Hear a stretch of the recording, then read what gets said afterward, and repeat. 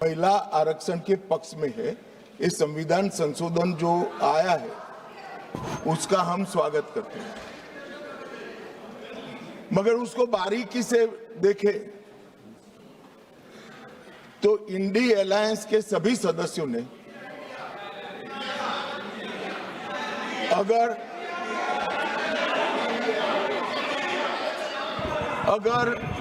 मगर किंतु परंतु इसका उपयोग कर स्पष्ट रूप से महिला आरक्षण का विरोध किया है। और मान्यवर कई जगह पे ऐसा दिखाई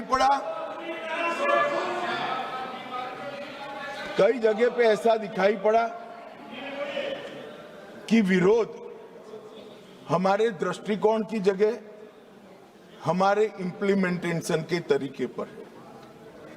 परंतु मैं इस सदन के माध्यम से देश की जनता के सामने स्पष्ट करना चाहता हूं कि ये जो विरोध है वो इंप्लीमेंटेशन का नहीं है। ये विरोध केवल और केवल महिला आरक्षण का ही विरोध किया।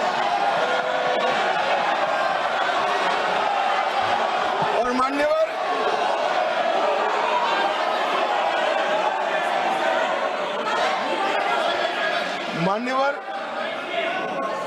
मैं ये बात को जब बोलता हूं तब मेरी जिम्मेदारी बनती है कि इस सदन को इस बात से मैं कन्विंस करूं कि तरीकों का विरोध नहीं है, बिल के तत्व का, महिलाओं के आरक्षण का विरोध है। मान्यवर, ये 3 विधेयकों में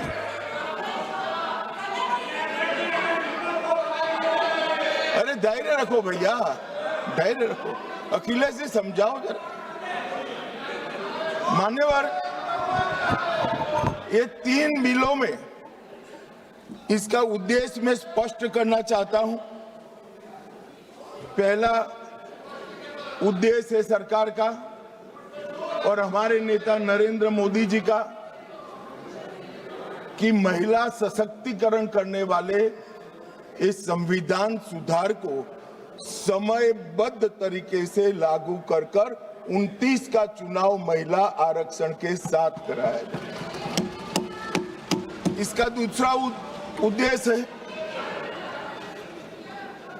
एक व्यक्ति एक वोट और एक मूल्य, इस सिद्धांत हमारे लोकतंत्र की नींव में जो हमारी संविधान सभा ने तय किया था, वो सिद्धांत के स्पिरिट को यहां पर लागू किया गया। मान्यवर, ये पूरे सदन में 543 सदस्य बैठते हैं। किसी की सीट में वोटर्स की संख्या 39 लाख है, किसी की 60,000, और ढेर सारी सीटें ऐसी हैं जो 70 के दशक में फ्रीज हो गए, तब से लेकर आज तक इतनी बड़ी हो गई है कि सांसद अपने मतदाता को अपना मुंह भी नहीं दिखा सकता, क्योंकि इतनी बड़ी आबादी को वो कैसे संभाल पाए। मान्यवर, जो मतदाता है उसकी अपेक्षाएं होती है, उनकी समस्याएं होती है, और समस्याओं के निराकरण के लिए वो सांसद के पास भी जाना चाहता है, मिलना भी चाहता है। क्या इस सदन में जो विरोध करते हैं उसमें से कोई मुझे समझा सकता है कि जिस सांसद के कॉन्स्टिट्यूएंसी में 39 लाख वोटर हो, वो किस प्रकार से अपनी सांसद की जिम्मेदारी का निर्वहन करेगा। और इसी विषय को दृष्टिगत रखते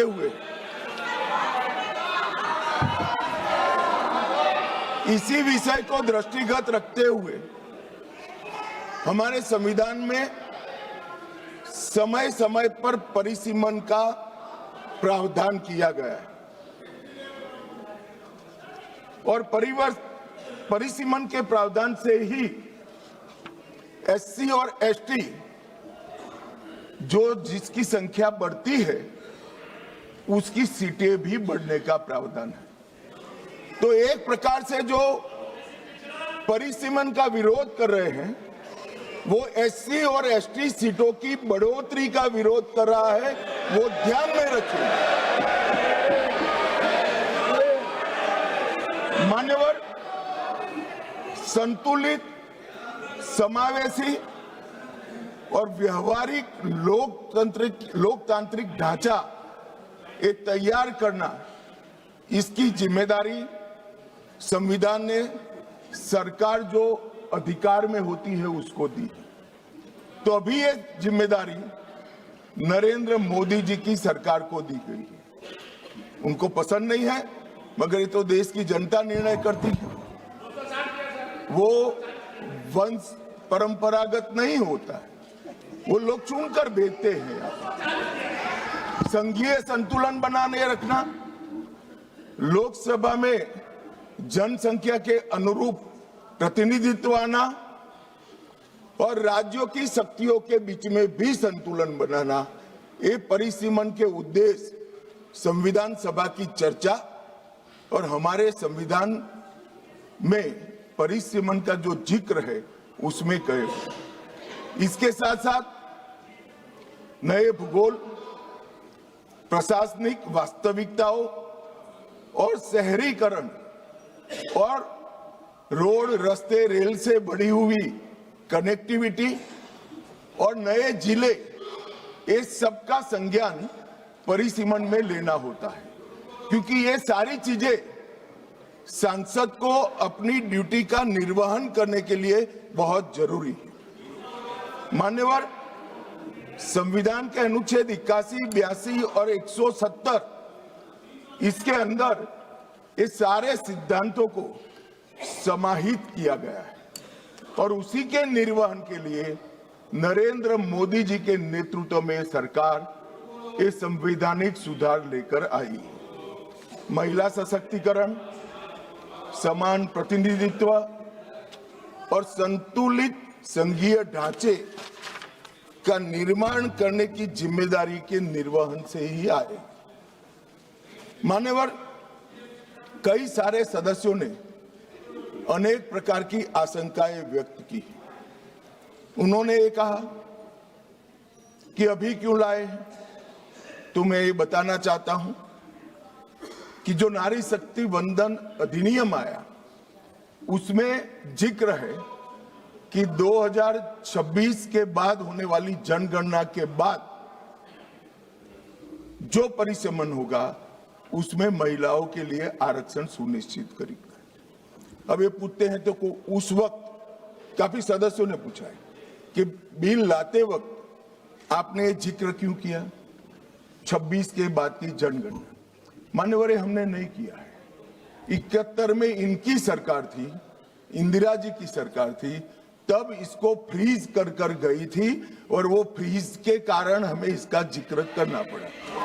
वो फ्रीज की हुई सीटों की संख्या उठाते हैं तभी ये नारी शक्ति वंदन अधिनियम का इंप्लीमेंटेशन होता है, इसलिए हम लेकर आए।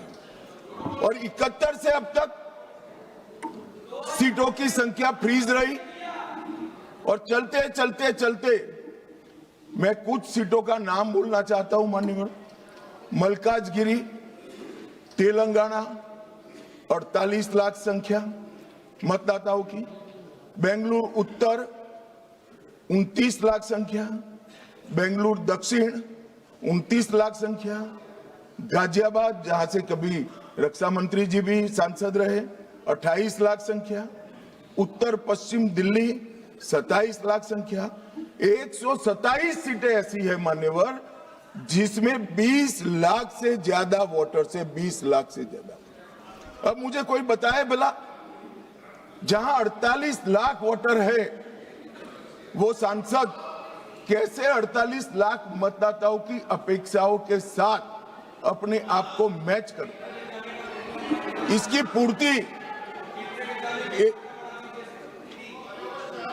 अरे अखिलेश भाई, एक लेवल की बात चल रही है यार, कहां केंद्रीय विद्यालय कर रहे हो? अभी इसका समय आएगा।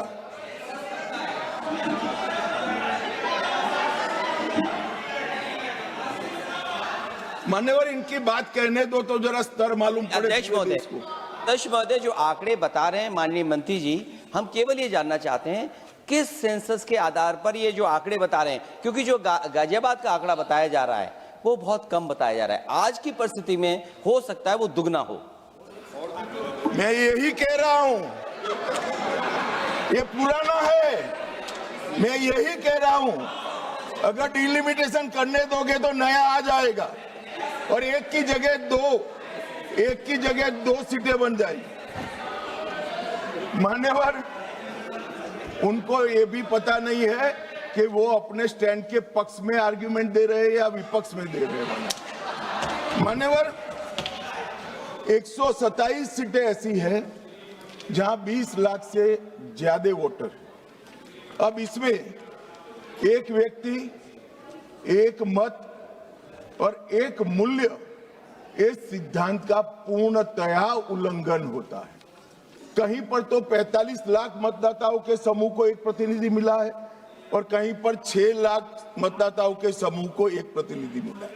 तो मत का मूल्य जो एक होना चाहिए वो नहीं हुआ है मान्यवर।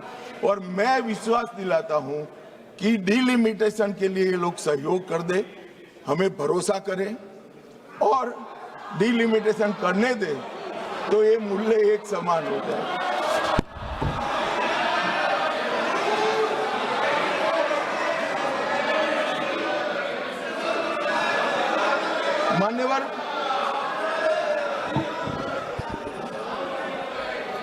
मान्यवर, मैं इसके इतिहास में भी जाना चाहता हूं। सबसे पहले 1972 में तत्कालीन प्रधानमंत्री इंदिरा गांधी जी की सरकार ने परिसीमन विधेयक लाकर सीटों को 525 से बढ़ाकर 545 की और फिर इसको फ्रीज कर दिया। 76 में सत्ता बचाने के लिए इमरजेंसी के काल में 42वें संशोधन द्वारा परिसीमन पर रोक लगा दी। अब इंदिरा जी तो प्रधानमंत्री थी, कानून लाकर रोक लगाई परिसीमन पर।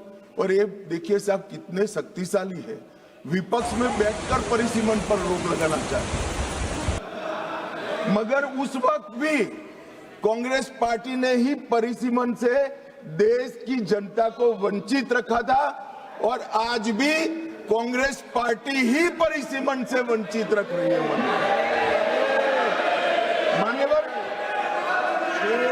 2001 में 84वां संशोधन हुआ और 2026 तक सीटों की संख्या को फ्रीज कर दिया गया। तो ये जो कह रहे हैं कि नारी शक्ति वंदन अधिनियम में 2026 कहां से आया, तो वो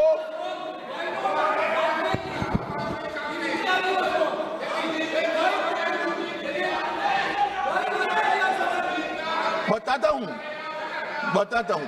एक सेकंड। मान्यवर, ये कह रहे हैं वाजपेयी जी थे। वाजपेयी जी बड़े विद्वान पुरुष थे, ये इनको जानते थे, तो इन्होंने प्रयास ही नहीं किया, बेचारे ने आगे बढ़ा दिया इंदिरा जी का।